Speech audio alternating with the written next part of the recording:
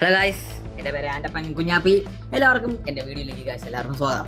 അപ്പോൾ ഗൈസ്, നമ്മുടെ ഇന്നത്തെ വീഡിയോ എന്ന് പറഞ്ഞു കഴിഞ്ഞാൽ ഒരു ഫാക്ട് ചെക്കിൻ്റെ കാര്യങ്ങൾ വേണ്ടിയിട്ടാണ് ഞാൻ നിങ്ങളുടെ മുന്നിലേക്ക് വരുന്നത്.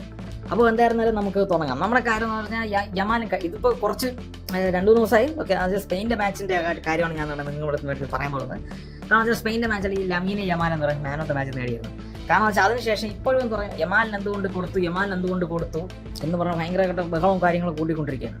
അതിനുശേഷം റൊണാൾഡോയ്ക്ക് ചുമ്മാ വന്ന് പെനാൽറ്റി അടിച്ചിട്ട് പോയ റൊണാൾഡോയ്ക്ക് എന്താ പറയാം, അവന് ചുമ്മാ എന്താ പറയുക ഒരു ഇമ്പാക്റ്റ് ഒരു നേരം ഉണ്ടാക്കില്ല.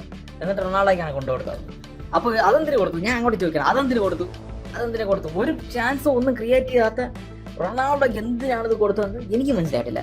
പക്ഷെ നിങ്ങൾ ലമീൻ യമാലിനെ എന്തിനു കൊടുത്തു എന്ന് പറഞ്ഞിട്ട് ലമീൻ യമാലിനെ കൊടുത്തതിൻ്റെയൊക്കെ റീസൺ ആണ് ഞാൻ ഇപ്പം നിങ്ങളുടെ മുന്നിലേക്ക് എന്താ ഞാൻ കാണിച്ചു തരാം. യമാൽ 85 മിനിറ്റ് എന്താ പറയുക ഓസ്ട്രേലിയക്കെതിരെ കളിച്ചു.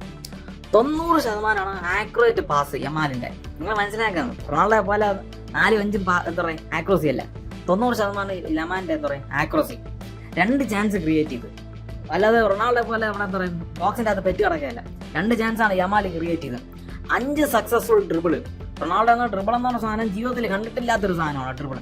5 എന്താ പറയുക സക്സസ്ഫുൾ ഡ്രിബിളാണ് ലമീൻ യമാൽ ചെയ്തത്. പിച്ചിന്റെ അകത്ത് എന്താ പറയുക എന്താ പറയുക ഏറ്റവും കൂടുതൽ സക്സസ്ഫുൾ ഡ്രിബിൾ എന്താ പറയുക ലമീൻ യമാലാണ്. 14 ടച്ചാണ് ഇൻസൈഡ് ബോക്സ് പൊസിഷനിൽ. 14 ടച്ചാണ് ഏറ്റവും കൂടുതൽ ടച്ച് എന്ന് പറയും യമാലിനാണ് 14. 5 ഡുവലാണെന്ന് പറയും യമാൽ ജയിച്ചത്. ഓക്കെ, 5 ഡുവൽസ് പോലാണ്. ഇത്രയും പോലെ ഒരു ഒരു ഏറ്റവും പ്രായം കുറഞ്ഞ ഗോട്ടാണെന്ന് പറയും ലമീൻ യമാല്.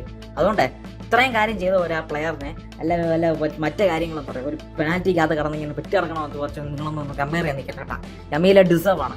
യമീലെ മറ്റാരേക്കാണെന്ന് പറയാം യമീലെ ഡിസേർവ് ആണ്. കാരണം വെച്ചാൽ നിങ്ങൾക്ക് ഇപ്പോഴും ഞാൻ പറഞ്ഞു ഗോൾ അടിക്കണം മറ്റടിക്കണമെന്നില്ല. അതിൻ്റെ അകത്ത് ബിയോണ്ട് ഫുട്ബോൾ എന്ന് പറയുക അതിൻ്റെ അകത്ത് ഒരു കുറേ കാര്യങ്ങളുണ്ട്. അതാദ്യം നിങ്ങൾ മനസ്സിലാക്കുക, എന്നിട്ട് ഒന്നും ഉണ്ടാക്കാൻ ഈ അത്രയേ പറയാനുള്ളൂ.